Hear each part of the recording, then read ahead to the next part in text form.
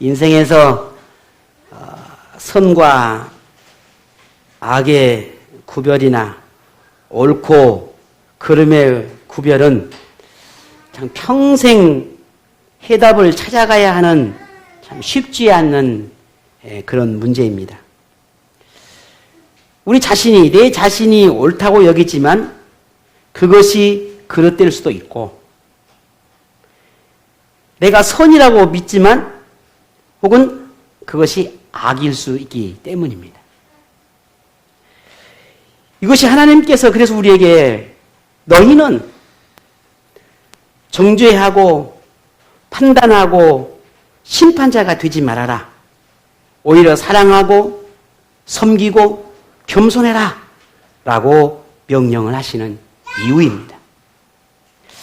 사람은 누구나 실수를 하고 알면서도 잘못된 선택을 하는 아주 허물이 크지요. 우리는 그렇게 살아가지고 있지 않습니까?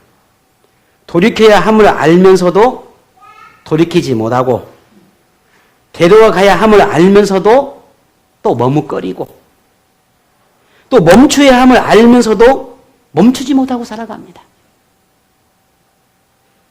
이런 존재가 오늘 저와 여러분입니다. 이토록 연약한 우리에게 때로는 멈추게 하고, 때로는 더 달리게 하고, 때로는 방향을 바꾸어 주시는 분이 누굽니까? 하나님이십니다. 왜? 우리는 아직 깨닫지 못하니까, 모르니까. 그래서 하나님은 그렇게 바꾸어 가셔요. 이끌어 가십니다.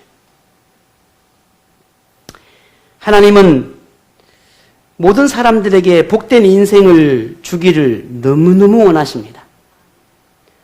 그래서 간섭하시고 계시지만 안타까운 것은 그런 하나님의 손에 의해서 조절되어지는 이 인생을 누구나 맛보는 것은 아니라는 겁니다. 하나님의 가르침이 분명하고 하나님의 지시가 정확하지만 그것을 따르지 않기 때문입니다. 그래서 하나님은 의인과 악인을 구별하시고 그에 상응한 보상과 심판을 확정을 하시지요. 그러면 인생을 조정하시는 이 하나님의 손길을 누가 맛보는 삶을 살까? 누가 그런 삶을 살 수 있을까? 이에 대해서 하나님은 다윗을 통해서 오늘 본문 27절에 이렇게 말합니다. 악에서 떠나 선을 행하라. 그리하면 영원히 살리니. 악에서 떠나고 선을 행하는 사람이어야 한다. 그러면 하나님이 인생을 조종해 가시는 그 손길을 우리는 느낄 수 있을 것이다. 하나님 밖에서의 생활을 버리고 하나님 안으로 들어오는 사람에게 그 손길이 느껴지겠지요. 자신의 삶에서 하나님을 위한 삶으로 바꾼 사람이 그 손길을 느낄 수 있습니다. 세상과는 역행하더라도 하나님과 동행하는 사람이 그 인생을 조정하시는 하나님의 능력을 맛볼 수 있습니다. 근데 그 삶이 결코 호락호락하지 않다는 겁니다. 여러분 보세요. 우리가 뭐죠? 이게 거슬러 올라가는 걸 뭐라 그러죠? 바다에서 살다가 연어. 또 그것이 또 생각이 안 나가지고. 연어를 보세요. 연어를 보면 참 얼마나 그냥 물이 흐르는 대로 자신이 가면 너무너무 쉬워요. 그렇지 않습니까? 근데 그 흐르는 물을 거꾸로 올라가는 연어를 보세요. 입이 다 찢기고 상처 투성이고 뭐 어느 하나 성한 곳이 없습니다. 그 엄청난 그 물살을 헤치고 거슬러 올라갑니다. 우리가 그리스도인의 세상을 살아가면서 어쩌면 때로는 세상과 역행하는 삶을 살아야 할 때가 있습니다. 세상이 원하는 그 순리를 벗어나서 하나님이 원하는 삶으로 살아내다 보니 세상의 눈과 세상의 시선과 세상의 가치관과 다른 삶을 살아내야 할 때가 있다는 말입니다. 그러니 그런 사람에게는 아픔이 찾아오고 시험이 찾아오고 고통이 찾아오고 때로는 절망이 찾아오고 회의가 찾아오고 수많은 그런 다침과 마음의 상처, 아픔들이 찾아올 수밖에 없습니다. 그러나 반대로 순리대로 그냥 살아가면 아프지도 않아요. 힘듦도 없어요. 상처받지도 않아요. 괴로울 일이 없어요. 그냥 살아가니까.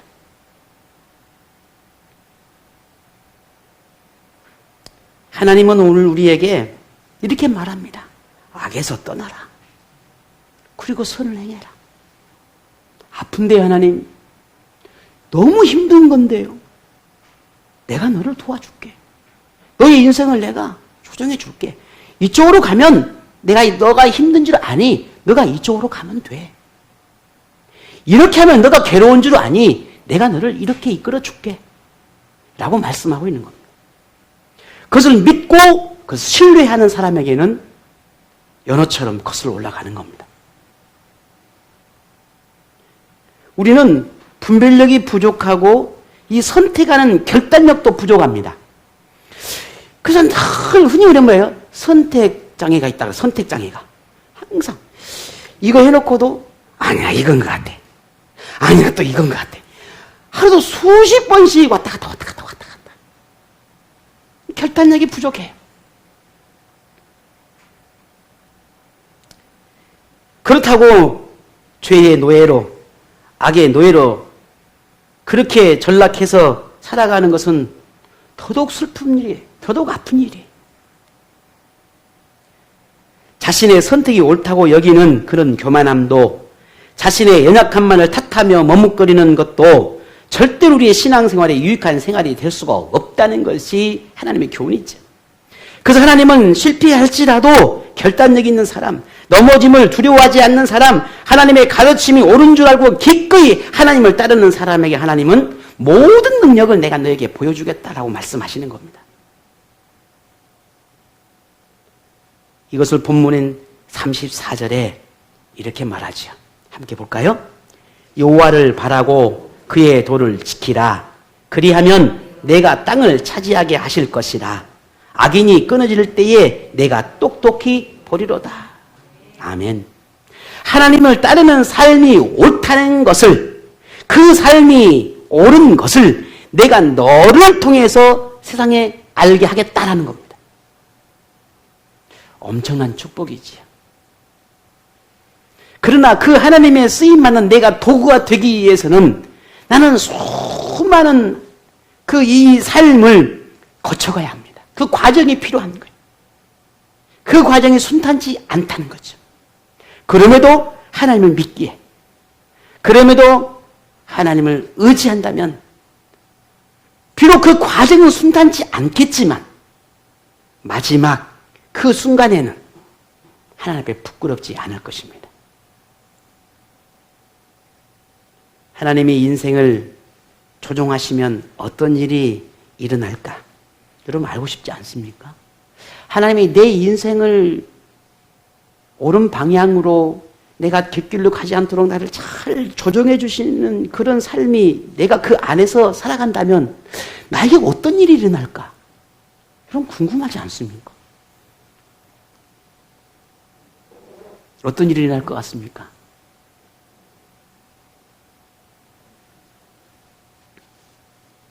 그렇다면 믿음으로 하나님의 이 가르침을 따라 보십시오. 어떤 일이 일어나는지.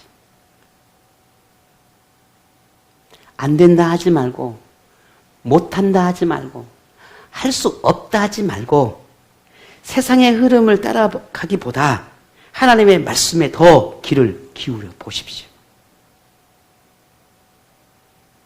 세상의 눈으로 조금 미련하게 보일지라도, 어리석게 보일지라도 좀 하나님께 치우쳐서 살아가 보십시오. 세상에 치우치지 말고 하나님께 치우쳐 보라는 겁니다. 사람을 기대고 세상 어떤 것으로 인생의 역전을 꿈꾸기보다는 하나님의 능력을 더 신뢰하고 의지해 보십시오.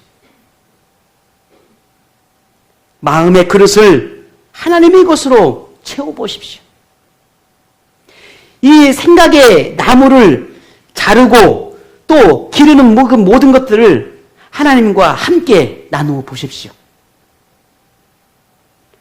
그러면 우리의 생각은, 우리의 마음은 하나님이 가르치신 그 삶의 원리를 따라 재정비되어질 것입니다. 재정비되어지는 인생은 더욱 하나님이 아름답게 이끌어 가실 것입니다. 그 인생은 아름다울 수밖에 없습니다. 고장난 자동차가 곧 그냥 부서지고 깨질 것 같은 그런 것들이 기술자에 의해서 재정비되어지고 다시 수리되어질 때 그 가치는 더 놀랍습니다. 우리가 하나님의 손에 의해서 재정비되어지는 인생이 아름다운 이유가 거기에 있습니다. 우리는 아무리 내 옷깃을 저미고 아무리 나를 아름답게 포장하고 아무리 내 자신을 아름답게 하려고 해도 우리는 한계가 있습니다. 왜? 우리는 전문가가 아니니까요. 그러나 나를 하나님께 맡기면 전문가이신 하나님께서 나를 재조정하시고 정비해 주실 거라는 겁니다. 그 인생이 어떻게 되겠습니까? 그렇게 열망하고 그렇게 꿈꾸고 그렇게 하나님께 바라는 그 사람을 하나님은 어떻게 하시겠습니까? 보고만 계실까요? 하나님은 그런 사람을 버리지 않으시고 보호자가 되어주신다라고 분명히 약속하셨지요. 오늘 본문의 말씀도 똑같이 말씀합니다. 28절 볼까요? 여호와께서 정의를 사랑하시고 그의 성도를 버리지 아니하심이로다. 그들은 영원히 보호를 받으나 악인의 자손은 끊어지리로다. 아멘. 악인들에 대해서는 심판을 멈추지 않으시겠지만 이 하나님의 마음에 합한 자녀, 하나님 앞에 인생의 도약을 꿈꾸고 자신의 영적인 것을 점검하고 하나님께 소망을 두는 사람은 땅의 복과 하늘의 복과 은혜를 주시는 것을 멈추지 않겠다라는 겁니다. 악인들에 대해서는 그에 상하여한 징벌과 멸망으로 심판을 하겠지만 선을 열망하는 그 자녀에게는 영원한 생명을 주시겠다라는 것이 하나님의 말씀입니다. 이것을 본문 39절에 이렇게 말씀하고 있지 않습니까? 함께 보겠습니다. 39절입니다. 의인들의 구원은 여호와로부터 오나니 그는 환난 때에 그들의 요새이시로다. 아멘. 말씀을 들으면 여러분 어떤 생각이 들어집니까? 그걸 누가 모릅니까? 그건 저도 알고 있습니다. 이미 저도 그걸 알고 있고 배웠고 듣고 있고 느끼고 있고 이미 내 신앙생활이 경년이 30년이고 50년이고 평생 내가 그렇게 하나님을 알아왔는데 내가 그걸 모르겠습니까? 지난주에도 그와 유사한 말씀을 하셨고 그 전주에도 그와 비슷한 것 같은데 내가 그걸 모르겠습니까? 여러분 그리 생각하십니까? 저는 오늘 이 말씀을 대하면서 또 알고 또 깨닫게 됩니다. 아하, 나는 또 이렇게 하나님 앞에 참 부족하구나. 아, 나는 또 이렇게 하나님 앞에 어리석음이 또 있었구나. 또 깨닫게 됩니다. 아, 그렇구나. 그토록 말씀을 붙잡고 그토록 말씀을 알고 그토록 말씀을 가르치는 자임에도 불구하고 또다시 말씀에서 떠나는구나.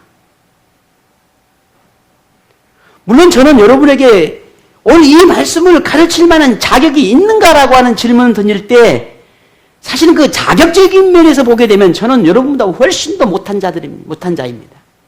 부족하지요. 그렇기 때문에 오늘 이 말씀이 제게 필요합니다. 우리는 부족하기 때문에 이 말씀이 여러분에게 필요합니다. 우리는 매일같이 말씀을 들어도 우리는 매일같이 똑같은 삶을 살아낼 것입니다. 내가 변화해야 되는 삶을 알면서도 우리는 여전히 그 변화 삶을 살아내지 못하는 것이 오늘 우리의 모습입니다. 그런 우리에게 필요한 말씀이 뭘까요? 또 하나님이 변함없는 말씀입니다. 왜? 우리가 그런 존재라는 걸 알기 때문에 또 주시는 겁니다. 자, 그렇다면 우리가 내 자신을 알고 우리의 모습을 알고 내가 어떤 존재인지를 안다면 이제는 더 미뤄서는 안 되겠다는 겁니다. 무슨 말입니까? 말씀을 알았으니, 말씀을 들었으니, 또다시 말씀을 깨달았으니 이제 우리 안에, 내 마음 안에 영적인 도약을 위해서 몸부림이 일어나지 않겠냐라는 겁니다.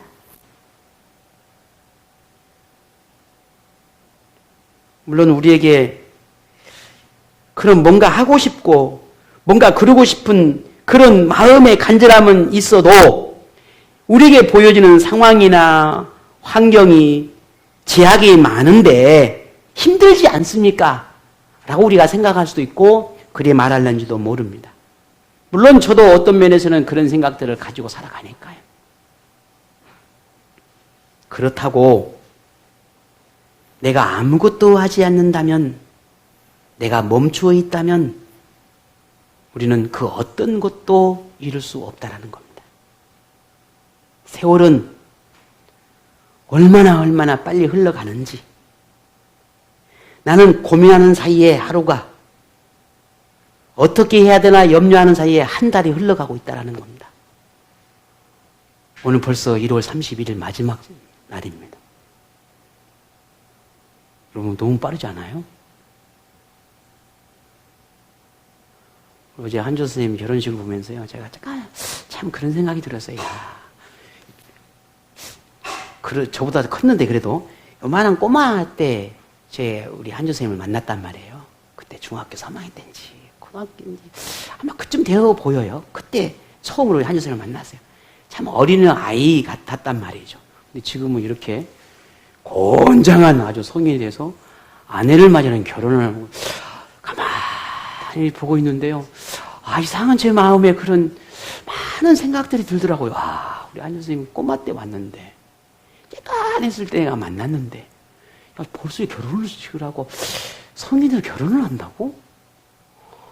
난 내 자식도 아닌데 이상하더라고요, 감정이.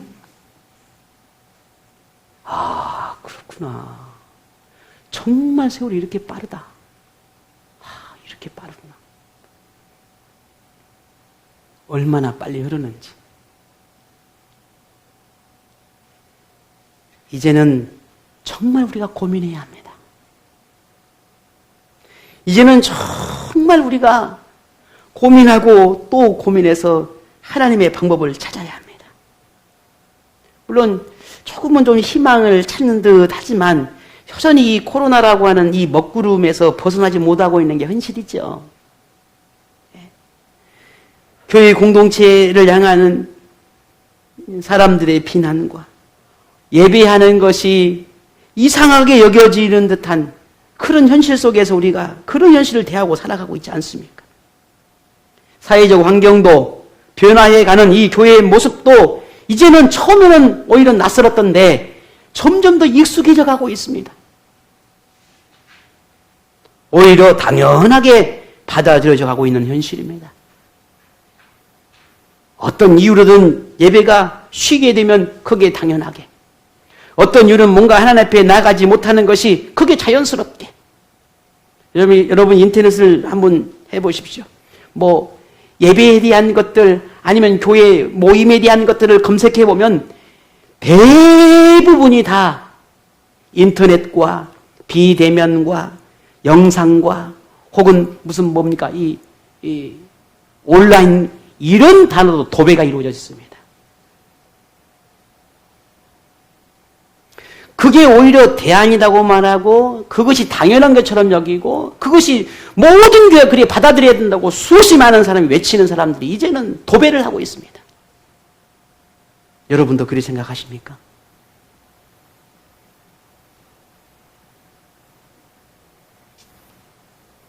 물론 방법적인 면에서는 그게 도움이 될 수도 있을는지 모릅니다.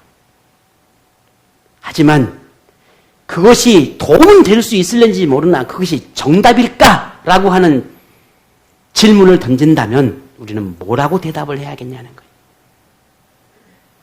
그게 하나님이 원하시는 걸까? 라고 하는 질문을 던진다면 우리는 뭐라고 대답할 수 있을까?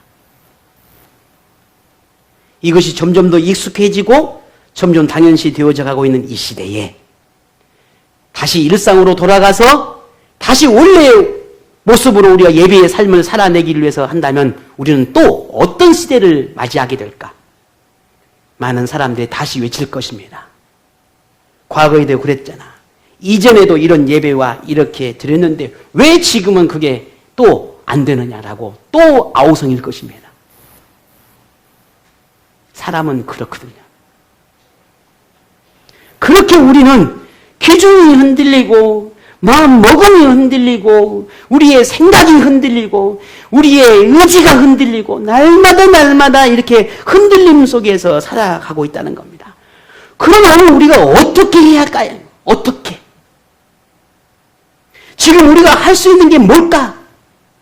찾아야 하는 것입니다. 하나님의 손에 들려진 사람, 하나님이 인생을 조정하심을 믿는 이 하나님의 사람, 이 하나님의 사람이 필요하고 이런 하나님의 사람의 삶은 분명 다르다 하는 겁니다. 아니, 달라져야 한다라는 겁니다. 이제는 달라져야 합니다. 우리의 이러한 고민에 대해서 하나님은 오늘 본문의 다윗을 통해서 하나님의 사람으로 살아가는 법을 우리에게 가르쳐주고 있다고 하는 사실들을 발견하게 되었습니다. 하나님의 사람으로 살아가는 법이 뭘까? 어떻게 하는 것이 하나님의 사람으로 살아가는 것일까? 이 시대 속에서 진정으로 하나님의 사람은 어떤 삶을 살아내는 것일까? 그 해답을 저는 본문에서 찾게 되었습니다. 하나님은 다윗을 통해 하나님을 전적으로 신뢰하고 의지하며 따르는 그 한 사람이 이 시대에 얼마나 필요한지에 대해서 말하고 있습니다. 왜냐하면 그 한 사람의 입술의 고백이 그 한 사람이 고백하는 그 신앙의 믿음의 고백이 얼마나 중요한지를 알기 때문입니다. 오늘 보면 30절 볼까요? 같이 봅니다. 의인의 입은 지혜로우며 그의 혀는 정의를 말하며 아멘. 세상이 교회를 향해 터무니없는 비난의 소리를 쏟아낼 때에 하나님을 향해 불신의 말을 쏟아낼 때에 하나님의 사람의 입술은 뭘 하고 있을까? 그들과 똑같이 동조하며 그들과 같은 생각을 품고 그들과 함께 교회와 하나님을 비난의 소리와 함께 동조하는 것일까? 아니라는 겁니다. 하나님의 사람은 하나님을 증언하는 입술이 되어야 합니다. 예수님께서 아버지 하나님의 그 뜻을 전할 때 유대인들은 오히려 예수님을 비난하고 정신병자 취급했죠. 오히려 이 하나님을 모욕하는 이단자로 내몰았습니다. 그런데도 예수님은 어떻게 하셨습니까? 그들의 비난 소리에 굴복하지 아니하고 하나님의 뜻을 전하며 멈추지 않았습니다. 심지어 예수님이 십자가에 죽으실 때 그들에게 뭐라고 말했습니까? 하나님! 저들이 알지 못해서였습니다. 저들이 하나님의 뜻을 알지 못해서 했으니 하나님 저들을 불쌍히 여겨 주옵소서. 긍휼히 여겨 주옵소서. 자비를 베풀어 주옵소서. 그리 외쳤던 예수님이셨습니다. 지금 저와 여러분의 입술은 어떻습니까? 세상 사람들처럼 하나님과 교회를 향해 비난과 비판의 소리가 나옵니까? 아니면 하나님의 자비와 긍휼을 구하는 자복의 기도가 나오고 있습니까? 불평과 부정의 소리입니까? 아니면 감사와 희망의 소리입니까? 우리의 입술의 말이 지혜롭고 현명하면 하나님과 교회를 빛나게 합니다. 하지만 성령으로 지배받지 않는 말은 하나님과 교회를 해롭게 만들 수밖에 없습니다. 그래서 우리가 잘 아는 솔로몬은 잠언서를 통해서 이렇게 말했습니다. 25장 13절에 충성된 사자는 그를 보낸 이에게 마치 추수하는 날에 얼음 냉수 같아서 능히 그 주인의 마음을 시원하게 하느니라 했습니다.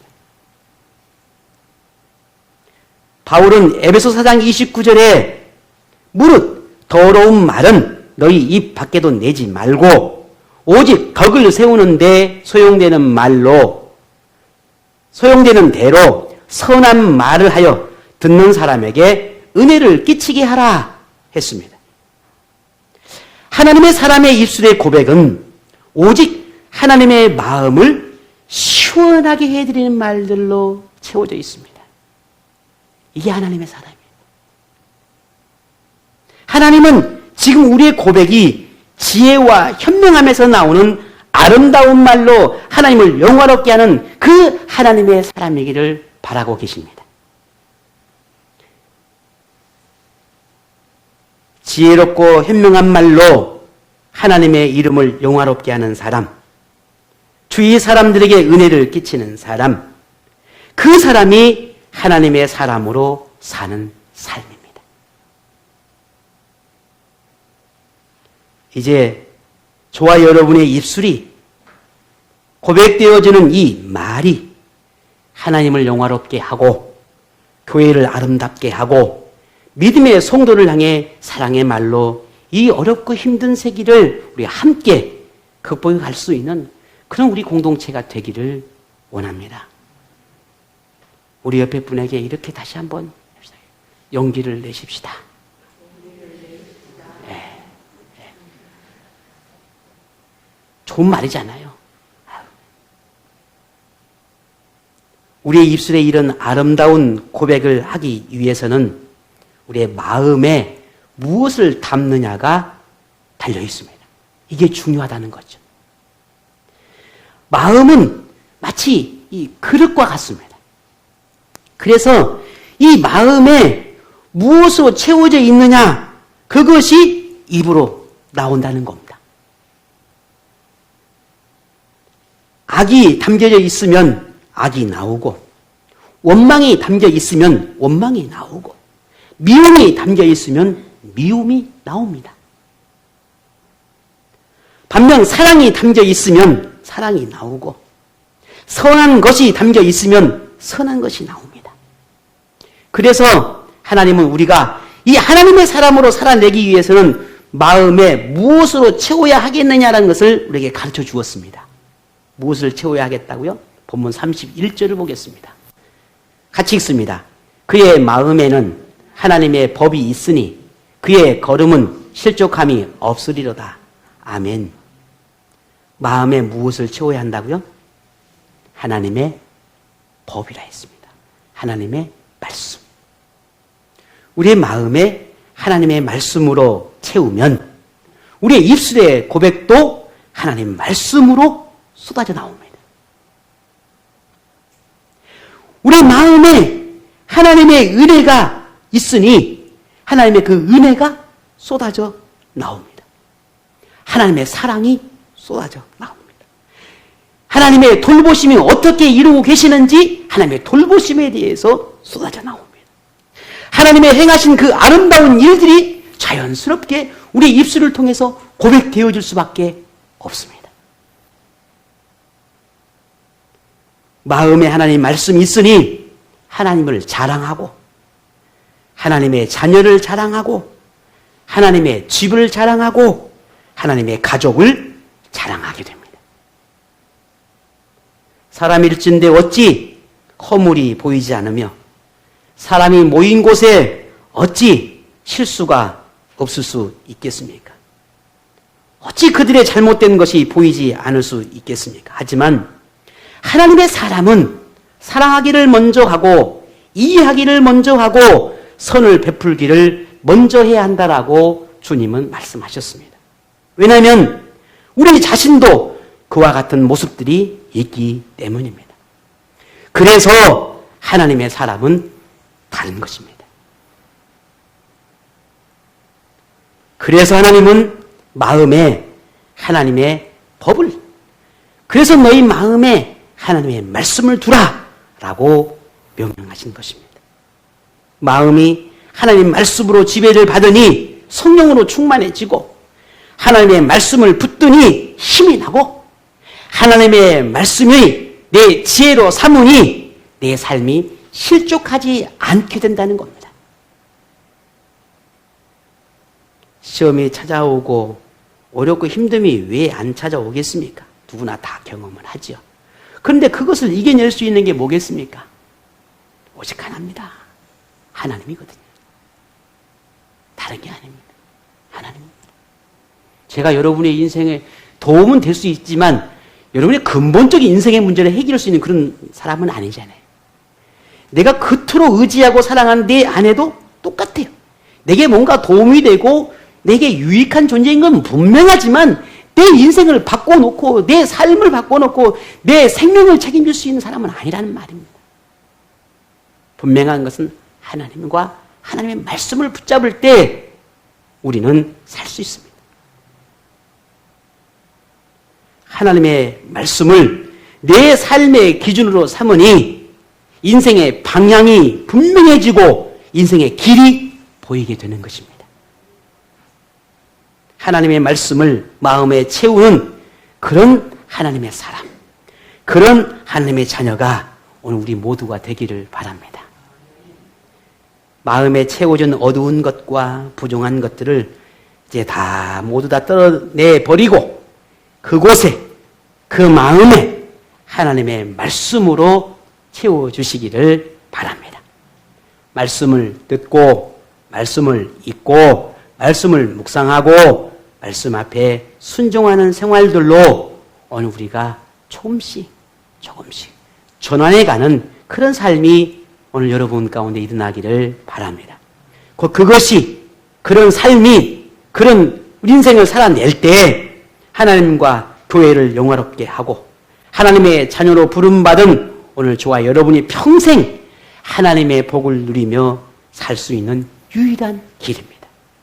그 사람의 입술 또한 아름답고 그 사람의 생활 또한 아름답고 그 사람에게 임하는 하나님의 복 또한 더욱 아름다울 것입니다.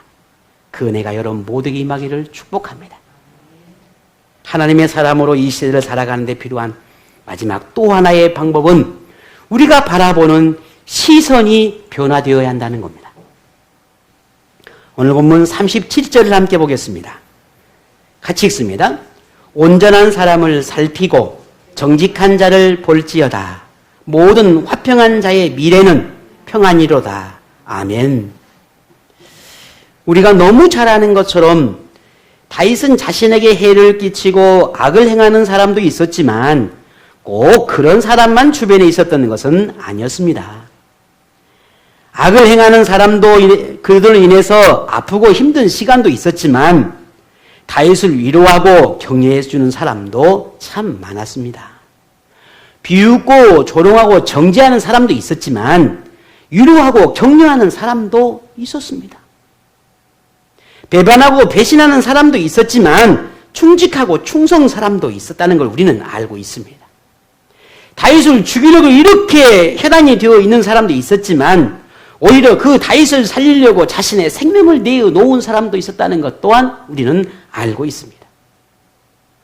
다윗은 자신을 향해 악을 행하는 사람들을 생각하면 그 고통이 이루 말로 할 수 없었지만 충직한 사람들을 생각할 때면 그 마음에 평안이 찾아왔습니다. 그때 다윗은 알게 되었습니다. 선을 행하고 하나님의 도를 따르는 사람, 평화를 만들어가는 사람에게는 자기 자신뿐만 아니라 주변의 사람들까지 하나님께서 평안의 복을 주시는구나 라고 하는 사실들을 알게 됐다는 겁니다. 악인들의 미래는 없지만 하나님의 사람의 미래는 하나님께서 확실히 보장해 주시는구나 라고 하는 사실들을 그가 보았습니다. 이것이 다윗이 악인들을 선대하는 이유였고 악인들을 용서하고 관용을 베풀고 끝까지 악인들과 같이 행하지 아니하고 하나님의 사람으로 자신을 지켜낼 수 있었던 이유였습니다. 우리 주변에는 하나님과 교회와 그리스도를 향해서 온갖 부정의 소리를 내는 사람들도 있지만 하나님이 행하신 그 선을 바라보며 아름다운 하나님의 사람들을, 아름다운 하나님의 일들을, 아름다운 하나님의 역사하심들을 소리내는 사람들도 참 많습니다. 부정한 것만을 보며 세상으로 돌아가는 사람도 있지만 하나님을 붙잡고 견디며 그 거룩함을 지켜내고자 하는 하나님의 사람들도 있습니다. 우리 주변에는 그렇게 하나님 앞에서 믿음으로 살고자 영적인 노력을 하는 사람들이 생각보다 훨씬 더 많다는 것을 우리는 알아야 합니다. 우리가 바라보는 이 시선, 내가 어디를 향해 있는가, 내가 바라보는 것이 무엇인가에 따라서 우리는 생각하는 것, 고백하는 것, 마음 먹는 것이 달라질 수 있습니다. 부정한 것을 보면 부정한 생각과 부정한 마음과 부정한 고백들이 일어나지만 하나님의 선한 것을 보게 되면 선한 생각과 선한 마음 먹음과 선한 고백이 일어날 수밖에 없다는 겁니다. 이것이 하나님의 사람이 살아가는 방법입니다. 그래서 우리가 바라보는 시선이 바로 그렇게 그런 사람들 향해 있어야 한다는 것이 오늘 본문의 말씀입니다. 그래서 그들을 보면서 우리는 용기를 얻고 그런 믿음의 사람들을 바라보면서 하나님의 일하심을 보고 그렇게 하나님의 사람들을 보면서 우리가 위로를 얻게 되는 것입니다. 이것이 하나님의 사람, 하나님의 은혜에 묻혀 살아가는 사람이 사는 삶의 방법입니다. 지금 그 어느 때보다 우리 교회 안에 이 민족과 이 땅 위에 열방 가운데 그런 하나님의 사람이 필요할 때입니다. 하나님을 의지하는 사람, 선을 행하고 지혜로운 말을 하는 사람, 마음에 하나님의 법을 채우는 그런 하나님의 사람이 필요한 때입니다. 여러분이 오늘 저와 우리 모두가 그런 사람이 되어 주시기를 바랍니다. 하나님의 사람이 어디 있느냐? 하나님의 사람이 어디 있느냐라고 묻기보다 우리 자신이 하나님의 사람이 되고자 하십시다. 내가 그 사람이 되고자 하십시다. 좋은 사람, 좋은 친구, 좋은 하나님의 사람이 어디 있느냐 찾기보다 오늘 저와 여러분이 그런 사람이 되십시다. 그래서 하나님의 말씀을 따라 사는 사람, 하나님이 원하는 사람이 되고자 할 때 그들에게 하나님께서 행하는 복이 어떠한지를 증명할 수 있는, 증인이 되어지는 그런 오늘 저와 여러분이 되기를 간절히 소망합니다. 하나님은 그런 오늘 여러분에게 복을 주실 거고, 하나님은 그런 여러분을 실족하지 않도록 붙드실 거고, 하나님은 그런 여러분에게 요새가 되어주신다고 분명히 말씀하셨습니다. 이 약속을 믿는 여러분 모두가 되기를 원합니다. 여러분의 미래를 하나님 보장하시겠다. 여러분의 미래를 평안과 영원한 구원으로 허락하시겠다라고 약속하셨습니다. 이 놀라운 은혜가 하나님의 사람으로 살고자 하는 오늘 저와 여러분에게 임하기를 주의 이름으로 축복합니다.